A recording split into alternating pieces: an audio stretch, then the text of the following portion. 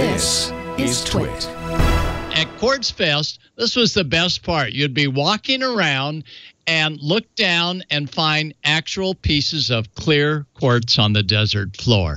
Well, let's go ahead and jump right into Quartz Fest. This is the 23rd annual. We scored over 1,000 attendees on the desert floor. You can see our rigs way in the background. And you could get to Quartz Fest either from the main road via back trails. Here we are on one of the little skidoos zooming along, and of course tuned into the UHF link to Quartz Fest. Or you could take your small rig and drive down the nice, almost paved road. And it rained and rained before we got there, delayed the tent setup. But as you can see, it wasn't mud, just dry sand. Campers, we had all sorts of campers. Again, 1,000 plus attendees, hundreds of RV rigs, but the campers came out in storm and they pitched their tents. They put up their Arden mesh networks. They had their solar panels out. They were rolling. And good thing everything was tacked down, because Monday, Tuesday, the wind came in about 40 miles an hour. And as you can see, everything had a little lean to it. Well, some of the vehicles were a little bit larger than other. And this kid comes up and comes out there. And, well, you know who he is. He had the shirt, ham radio. It's a contact sport. But it was also the weekend of the VHF UHF contact. And Gary, seen on the left, a little off my photo here, but that's Gary on the left, and that's Ray Novak on the right. But, you know, Ray, what a good guy. He wasn't there to push ICOM. He was there just to push having fun on the VHF UHF contact. In fact, Gary was sworn to secrecy, wouldn't even tell Chris, the Quartz Fest organizer, that Ray Novak with ICOM America was on scene. Good job, Gary. Gary Heston kept everything absolutely under wraps, and you can see by the smile. Ray's rig spouted that big, tall antenna, and that antenna did a fabulous job in getting many new grids, and we were sort of in a rare grid, so VHF and UHF was alive and well, especially with the new 9700 and all the other great rigs that we found inside his cabin.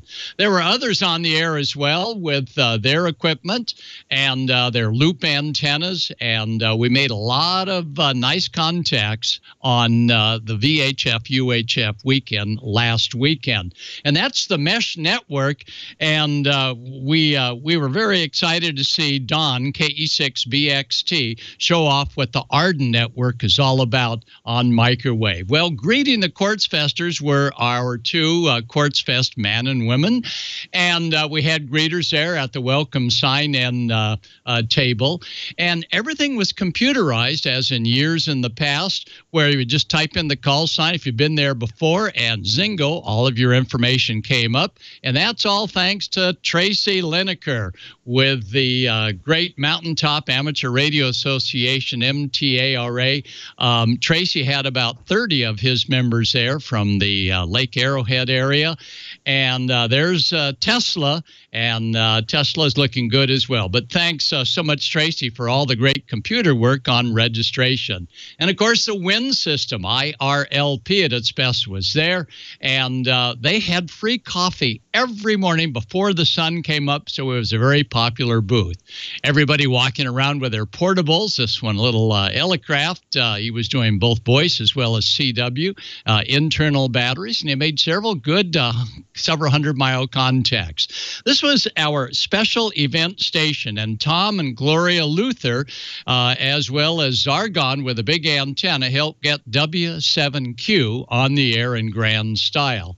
And as you can see, we have a piece of quartz holding up one of the ICOM rigs and a blanket on the other.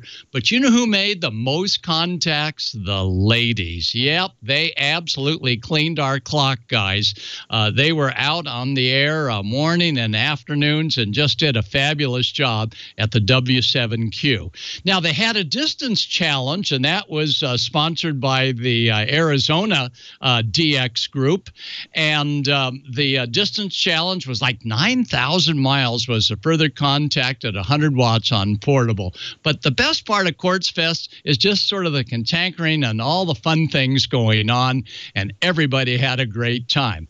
Our special event station was run by the BioEnno power batteries, and BioEnno loaned us a 100 amp hour battery, and this is what it looked like before they put the shell on it, and that's a protection circuit, so if we shorted it or overcharged it or undercharged it, it would behave itself properly and not damage. They even checked it out, and look at this. This is the performance of a lithium iron phosphate BioEnno power battery, and that voltage just held constant, and the rigs never complained, and there was a couple days that we didn't even have the solar panel hooked up, and you wouldn't have known it. That's the 100 amp hour on the left-hand side, powering all sorts of rigs that we brought in, mostly the ICOM America rigs. And there was the BioEnno power solar charger, and we found out that solar panels out at Quartz site did a good job, but not great, because it's January and the sun is still pretty low on the horizon. This is Dave, and Dave did a fabulous job of showing off the Flex radio. Dave in X6D had his whole setup, and he too agreed that in the wintertime, solar panels that normally put out 5 or 6 amps were just barely doing 2 or 3 amps, and you had to work at it. But nonetheless, we always stayed charged. Dave and Tina Brimmer, they were working with Susie in 6GLF, and we held a W5YI-VE session that attracted, how many did we have, Suze? 35 out on the desert floor, and the exams went smooth. We had about 20 plus new technician class operators, a lot of upgrades coming on. Dave and Tina have tested with us all the way from Mexico to Alaska. Wow. That's Captain Neil, W6FOG, and Neil provided a little bit of Moog synthesizer music, and you can see his setup, and that's the neat thing about Quartz Fest. Nobody holds back. They just bring the stuff. They don't worry about the sound, and that's Russ. Russ and his team led the Hootenanny. It was one great Hootenanny at sundown. And that's Roger Dean, and Roger's with Wired Communications, Roger and Kim, and he played this drum, and Roger, I forget what the heck you call it, but it had different tones as he would beat on it, and he was right in time with the Hootenanny. Well, there's Chris, our fearless leader, and Chris did a fabulous job, many times running hundreds of miles to get tables and more canopies and more chairs, because this thing absolutely grew from 600 to 700 people to well over 1,000 in just a couple of years. So she was very busy. This is the ladies' tent, and let me tell you, those ladies had so many things going on that it was just great to see all the ladies having a great time. Antenna Walkabout and the Solar Walkabout, led by fellow hams, always have had a problem that we couldn't hear the presenter or the one whose vehicle we were looking at. So what they did this year was on 146 even, they would transmit, and everybody brought their little handhelds, and everybody could hear easily as long as they remembered to bring their HTs. Ray finally came out from under wraps, and again, I tell you, what a great guy. There was no commercialism at Quartz Fest, certainly not from ICOM America. He was there just having a great time. And as you can tell by Ray's smile, it was nice. And it was shirt sleeve weather. Well, here is our fearless leader, and that's Chris and her new wife, Lynette. So Chris and Lynette, thank you both so much for organizing this. Next year, we're hoping to have even more and more leadership joining them to act as all the runners, because the rest of us, we had a fun time just running around meeting the great people. Well, we had to bail out that afternoon and get up to Southern California because this past weekend, of course, was Winter Field Day, and we visited the Orange County Amateur Radio Club Field Day site. And here it is again, another U.S. Towers, very lightweight crank-up tower. And it was dead of night when we finally got there. We spotted the tent, And we knocked on the tent. Orange County Amateur Radio Club leading this effort. And for Winter Field Day, they were nice and warm on the inside where the rest of the country was down in the teens.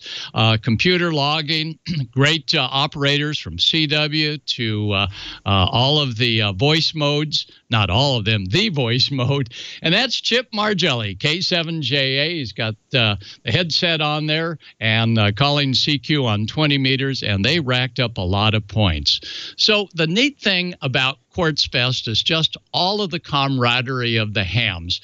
I wish I had more time to meet all of them, but it was a fun 5, 6, 7, 8 days on the desert floor, and maybe we'll see some of those same hams in a few more weeks for the upcoming Yuma Ham Fest, February 15 and 16, and maybe I'll see some 3,000 miles away weekend after the Super Bowl weekend, and that's the upcoming Orlando Hamcation.